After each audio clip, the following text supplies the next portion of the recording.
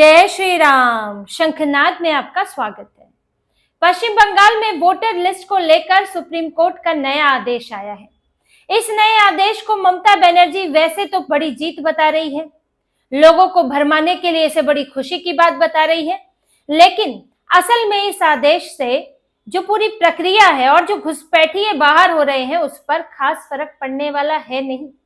हुआ क्या है देखिए, ट्रिब्यूनल्स में अभी वो मामले गए हुए हैं जिन्हें लॉजिकल डिस्क्रिपेंसीज में रिजेक्ट कर दिया गया था। 34 लाख मामले हैं। अब इन लोगों ने याचिका लगाई थी सुप्रीम कोर्ट में कि ये जो 34 लाख लोग हैं, उस वक्त कल्याण बनर्जी का कहना था 16 लाख है, लेकिन सुप्रीम कोर्ट ने ही बताया कि 34 लाख, 30 से 34 लाख के बीच लोग हैं और ये लोग ट्रिब्यूनल में पहुंचे हुए हैं। अब इनका कहना था कि इन सभी लोगों को वोट देने का अधिकार दे दें। अगर इनमें से जो लोग वाकई भारत के लोग हैं, मतदाता हैं, वो वोट नहीं दे पाए तो उनका मतदान का अधिकार छिन जाएगा। इस पर सुप्रीम कोर्ट ने कहा था कि अब लिस्ट जो है वो फ्रीज हो चुकी है और उस लिस्ट में बदलाव नहीं होगा, तो आप लोग ट्रिब्यूनल में जाइए, यहां से मतदान का अधिकार नहीं मिलेगा। तो इनके लिए तो पहले मुसीबत खड़ी हो गई थी। अब फिर ये लोग सुप्रीम कोर्ट के दरवाजे पर तो बैठे ही हुए हैं। तो सुप्रीम कोर्ट ने अब ये किया है कि जिन लोगों का नाम ट्रिब्यूनल में मंजूर होता जाता है वो लोग वोट देंगे इस बार के चुनाव में। जैसे कि 2 तारीखें हैं, 23 तारीख और 29 तारीख। अगर किसी का नाम 21 तारीख को भी ट्रिब्यूनल में मंजूर होता है तो वो 23 तारीख को वोट दे सकता है। अगर किसी का नाम 27 तारीख को भी मंजूर होता है तो वो 29 तारीख को वोट दे सकता है। तो इसके लिए चुनाव आयोग ने इजाजत दे दी है और जैसे ही उसका नाम क्लियर होगा तो चुनाव आयोग उसका नाम जो है वोटर लिस्ट में जोड़ देगा। तो ये वैसे उन लोगों के लिए तो खुशखबरी है जो लोग वाकई भारत के मतदाता हैं, जिनके पास सही दस्तावेज है और ट्रिब्यूनल में वो उसे दिखाकर अपना मतदान का अधिकार पा रहे हैं। लेकिन देखिए, नाम है 34 लाख और ट्रिब्यूनल ये जो बचे हुए, अब ट्रिब्यूनल शुरू हुई है 7-8 तारीख से ट्रिब्यूनल शुरू हुई है। बहुत ज्यादा दिन तो थे नहीं, 15 दिन लगभग थे और ट्रिब्यूनल के पास जाने के लिए भी आपके पास 15 दिन का समय है। अब ये सब वहां पर अपील करने तो पहुंच गए, लेकिन 34 लाख नामों का निवारण होना इतना आसान नहीं है, उसमें समय लगेगा। जहां 60 लाख नाम जब थे तो उसको पूरा होने में यहाँ वो भी जब इतने 700 अधिकारी लगे थे उसको पूरा करने के लिए और दिन रात बहुत मेहनत के साथ काम किया गया, एक एक दिन में 2-2 लाख निपटारे किए गए, तब जाके 60 लाख नाम पूरे हुए थे। अभी तो ट्रिब्यूनल में एक जज है, उनके सामने मामले आते हैं, तो इसमें बहुत ज्यादा मामलों का निपटारा होना बड़ा मुश्किल है। और उसमें भी ये जरूरी नहीं है कि जो जा रहा है उसका स्वीकार हो रहा है, बल्कि 9-10 तारीख तक तो मात्र 2 मामले जो है उनका निपटारा हुआ था। तो ये स्थितियां हैं। अब ऐसे में ममता बनर्जी दिखा रही है, मुझे तो चुनाव आयोग पर, मुझे सुप्रीम कोर्ट पर गर्व है।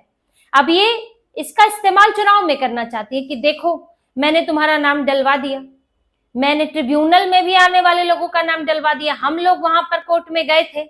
लेकिन इससे असलियत में जिन लोगों के नाम कटे हैं उनका 34 लाख में से कुछ एक जो है आ जाए, लेकिन जो कटा है वो कटा रह जाएगा। और इसका गुस्सा ममता बनर्जी पर है। जिस तरह की रिपोर्ट्स आ रही है, वहां पर जो मुस्लिम मतदाता भी हैं वो कह रहे हैं ना तो बीजेपी को वोट देंगे ना टीएमसी को वोट देंगे। अब देखिए, मुस्लिम मतदाता में तो अधिकतर आप समझ लीजिए 99% बीजेपी को वोट तो देते नहीं है, टीएमसी को वोट देते हैं। लेकिन उनकी नाराजगी ये है कि ममता बनर्जी, अब ये परसेप्शन एक उनके दिमाग में जो बना हुआ है, वो कैसे बना, क्यों बना, वो एक अलग बात है, लेकिन उनके दिमाग में ये अवधारणा बन चुकी है कि ममता बनर्जी जो है वो बीजेपी के साथ मिली हुई है, चुनाव आयोग के साथ मिली हुई है और इसीलिए इन्होंने एसआईआर कराई ताकि ममता बनर्जी को एसआईआर एक मुद्दा मिल सके यहाँ पर जीतने के लिए। इस बात को आप समझिएगा, ये अवधारणा उनके बीच में है मुस्लिम इलाकों के अंदर। उनको ये लगता है कि ममता बनर्जी के पास इस बार चुनाव में कोई जीतने के लिए बड़ा मुद्दा नहीं था, तो उन्होंने मिलजुल कर एसआईआर करवाई और इसके नाम पर लोगों को भड़काने की भी कोशिश की और अपने पीछे लामबंद करने की कोशिश की और एसआईआर इसलिए हो गई और रुकवाई भी नहीं उन्होंने। वो तो कह रही थी एसआईआर रुकवा दूंगी, मैं ये सब होने नहीं दूंगी, लेकिन ऐसा तो हुआ नहीं। एसआईआर हुई, नाम कटा, आज हम घूम रहे हैं, कोई टीएमसी वाला पूछता नहीं है। इनके लोग जो हैं वो लगे हुए हैं अपने चुनाव के कामों में, ना ट्रिब्यूनल जाने में कोई मदद करता है, ना ही हमें वोटर लिस्ट में नाम डलवाने में मदद हो रही है। तो ये नाराजगी ममता बनर्जी को लेकर भी है और इसमें कहीं ना कहीं भूमिका उन पार्टियों की भी है, जैसे हुमायूं कबीर है, एआईएमआईएम है, कांग्रेस और कम्युनिस्ट पार्टियां लगी हुई है वो भी यही कह रही है, वो वैसे यही कह रहे हैं कि भाई मुसलमानों के साथ तो ममता बनर्जी जो है वो जानवर जैसा व्यवहार करती हैं। ऐसा है नहीं, ममता बनर्जी खूब तुष्टीकरण करती हैं, लेकिन मौजूदा हालात ये है कि मुसलमानों के बीच में ये धारणा है और ये कहीं ना कहीं ये बात जरूर है कि ममता बनर्जी एसआईआर नहीं रुकवा सकती थी। ये भी एक सच है कि ममता बनर्जी एसआईआर नहीं रुकवा सकती थी, क्योंकि चुनाव आयोग का काम है, जिम्मेदारी है, संवैधानिक अधिकार है और राज्य सरकार को उसमें मदद करनी ही पड़ती है। राज्य सरकार अगर ऐसा नहीं करेगी तो फिर ये मामला जो है वो कोर्ट में जाता और वहां पर राष्ट्रपति शासन की केंद्र को अपने हाथ में लेना पड़ता है, राज्यपाल को हाथ में लेना पड़ता है और राष्ट्रपति शासन जैसे हालात होते हैं। ममता बनर्जी ये कभी नहीं चाहती थी कि ये फंस जाए इस मामले में, तो इसीलिए इन्होंने अपनी ड्यूटी तो पूरी करनी ही थी, एक तरह की ड्यूटी है उनकी। तो ममता बनर्जी एसआईआर कभी नहीं रुकवा सकती थी। ये इन्होंने झूठ तो बोला ही था कि मैं एसआईआर नहीं होने दूंगी, कहा था सीए नहीं आने दूंगी, कहती एनआरसी नहीं आने दूंगी, सीए भी आया, एसआईआर भी हुई, कल को एनआरसी भी आएगी। तो ये बात पूरी तरह से झूठ भी नहीं है कि ममता बनर्जी ने इस मुद्दे का इस्तेमाल किया मुसलमानों को का वोट हासिल करने के लिए। अब इन्हें यही नुकसान हो रहा है। जिन लोगों के नाम कटे हैं वो तो देंगे नहीं, वो तो दे भी नहीं सकते, लेकिन उनके परिवार के लोग भी ममता बनर्जी को दे दे तो बड़ी बात होगी। इसीलिए छोटी छोटी चीजों को, छोटी छोटी याचिकाओं को भुनाने में लगी हुई है और विक्टिम कार्ड भी साथ में खेल रही है। ये तो एक अलग बात है कि घुसपैठी है, चले गए, ममता बनर्जी को इसका नुकसान होगा ही होगा, मृतक वोट हट गए, डुप्लीकेट वोट हट गए, इससे भी नुकसान होने वाला है। लेकिन अब एक विक्टिम कार्ड भी खेल रही है कि चुनाव आयोग सिर्फ मेरी जांच कर रहा है, सुरक्षा बल सिर्फ मेरी यानी कि हमारी टीएमसी के नेताओं की जांच कर रहे हैं। और इस बीच इन्होंने बोला कि मैं कोलकाता हवाई अड्डे जा रही थी कि सुरक्षा बलों ने मेरी गाड़ी की जांच करने की कोशिश की। वैसे तो जांच करना कोई बड़ी बात है नहीं, आपको इसमें समस्या भी नहीं होनी चाहिए, आप भले ही मुख्यमंत्री हैं, लेकिन फिलहाल तो इस वक्त आप एक उम्मीदवार भी हैं, तो और पार्टी की प्रमुख भी है, तो आप नियम कानूनों से ऊपर तो है नहीं, तो इसलिए इसे बुरा लगने जैसा कोई था नहीं। पर इनको तो हर चीज में विक्टिम कार्ड खेलना है। तो ये यहाँ पर इन्होंने हंगामा किया कि मेरी कार की चेकिंग करने की कोशिश हो रही थी। वैसे हो भी रही थी कि नहीं, इसका कोई प्रमाण तो है नहीं, ना कोई वीडियो ना कोई फोटो। अब ये तो कुछ भी बोल देते हैं। इसे ऐसे ही इन्हें चुनाव आयोग के व्हाट्सएप से बड़ी परेशानी है। व्हाट्सएप पे दिशा निर्देश दिए गए हैं कि जो नेता मंत्री हैं उनकी गाड़ियों की भी जांच हो और नजर भी रखी जाए। अभिषेक बनर्जी की पत्नी रुजिरा बनर्जी पर भी नजर रखी जा रही है, क्योंकि उनका जो वो ईडी के मामले में फंसी हुई है, हवाला कारोबार का, कोयला तस्करी का मामला है, तो वो भी संदिग्धों की भूमिका में है, उसके दायरे में है, तो ऐसे में उन पर भी नजर रखी जाएगी। इन्हें ये भी बुरा लग रहा है। अब ये तो राजा महाराजा की तरह यहाँ पर थे, ऐसे निरंकुश राजा महाराजा, तो इसलिए इनके ऊपर जब अब नकेल कसी जा रही है तो इन्हें आपत्ति है और उससे सहानुभूति बटोरना चाहते हैं। लेकिन देखिए, ममता बनर्जी मुख्यमंत्री है, उनकी पावर बंगाल के लोग जानते हैं। वो कोई असहाय एक छोटी मोटी पार्टी की नेता नहीं है कि जो ये कह सके, जिसके कहने से ये सुहाता भी हो, कि मुंह से भी अच्छा लगता हो कहने में कि हाँ मेरे साथ तो ऐसा हो रहा है, वैसा हो रहा है, मेरा कोई सुनने वाला नहीं है। ममता बनर्जी मुख्यमंत्री, पावरफुल नेता, सुप्रीम कोर्ट जाके अपनी दलीलें खुद दे रही है, चुनाव आयोग के दफ्तर के सामने हंगामा कर रही है, बड़े बड़े वकीलों के साथ सुप्रीम कोर्ट पहुंची हुई है।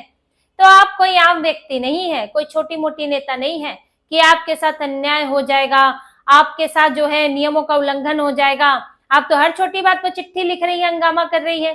तो लोगों को ये बात गले नहीं उतरती है कि ममता बनर्जी के साथ ऐसा हो रहा है, ममता बनर्जी बेचारी है, ऐसा लोगों को नहीं लगता। दबंग महिला है, पार्टी प्रमुख है, बड़ी पार्टी है उनकी बंगाल की, सब जानते हैं, तो इसकी सहानुभूति उन्हें मिलने वाली नहीं है। और इनको एक और चीज इसमें परेशान कर रही है कि जो सख्ती चुनाव आयोग की हो रही है। अभी देखिए, चुनाव आयोग ने एक नया नियम बनाया है कि जो वोटर लिस्ट, जो वोटर्स की पर्ची बांटी जाएगी, वो सिर्फ बीएलओ बांटेंगे। बीएलओ बूथ लेवल ऑफिसर, ये सरकारी कर्मचारी होते हैं और चुनाव से पहले सबके घर में एक पर्ची आती है कि घर में कौन कौन वोटर्स हैं। अब वो पर्ची सिर्फ बीएलओ बांटेंगे, उसमें कोई पॉलिटिकल पार्टी या कोई नेता कार्यकर्ता शामिल नहीं होगा।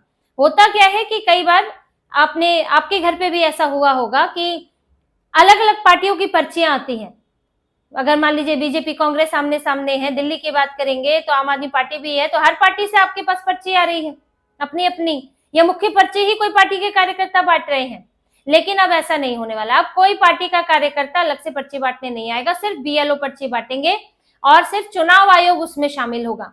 यहाँ चुनाव में चुनाव आयोग के काम में ये जो राजनीतिक पार्टियों की घालमेल हो जाती है, उससे लोगों की समस्या बढ़ती है, उससे लोगों पर दबाव प्रभाव ये सब पड़ता है और लोगों को ये लगता है कि चुनावी प्रक्रिया में फला पार्टी हावी है, अब इसके खिलाफ वोट दिया तो मुश्किल होगी, चुनाव आयोग भी नहीं बचा सकता।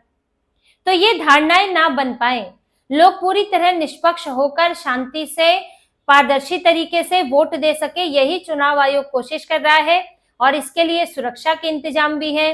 इसके लिए इस तरह के निर्देश भी दिए जा रहे हैं कि नकदी का प्रसार ना हो, शराब ड्रग्स इसका प्रसार ना हो कि इसके आधार पर वोट ले लिया, ये भी जो है चुनावी प्रक्रिया को प्रभावित करता है। और इस तरह के सख्त नियम भी बनाए जा रहे हैं कि पॉलिटिकल पार्टियां चुनावी प्रक्रिया में चुनाव आयोग के काम में हिस्सा ना बने। अब जब ये सब हो रहा है तो यही सब ममता बनर्जी को नया नया और बड़ा बुरा बुरा सा लग रहा है, क्योंकि ऐसा तो इतना सख्ती से तो कभी हुआ ही नहीं। इन लोगों ने तो कभी महसूस ही नहीं किया कि हम एक पॉलिटिकल पार्टी हैं। इन्होंने तो महसूस किया कि हम तो यहाँ के शासक हैं, हम तो सर्वे सर्वा हैं, पुलिस हमारी, प्रशासन हमारा, और जो चाहे या ना चाहे वोट तो हमें ही पड़ेगा। तो इसलिए ये मौजूदा बदलते हालातों में ममता बनर्जी हर तरीका अपना रही है, खुद को विक्टिम बनाना हो, पार्टी को विक्टिम बनाना हो, लोगों के अंदर जबरन डर पैदा करना हो एसआईआर को लेकर, दूसरे नए नियमों को लेकर। तो इनकी पार्टी के नेता कोई कसर नहीं छोड़ रहे हैं, लेकिन वहां से चुनाव आयोग भी कोई कसर नहीं छोड़ रहा है और इन चुनाव पर पूरी तरह चुनाव आयोग की पकड़ बनी हुई है। तो इसी तरह की और खबरें और विश्लेषण आपके लिए लाते रहेंगे, हमसे जुड़े रहिए, सब्सक्राइब कीजिए, कमेंट कीजिए। बहुत बहुत धन्यवाद। जय श्री राम।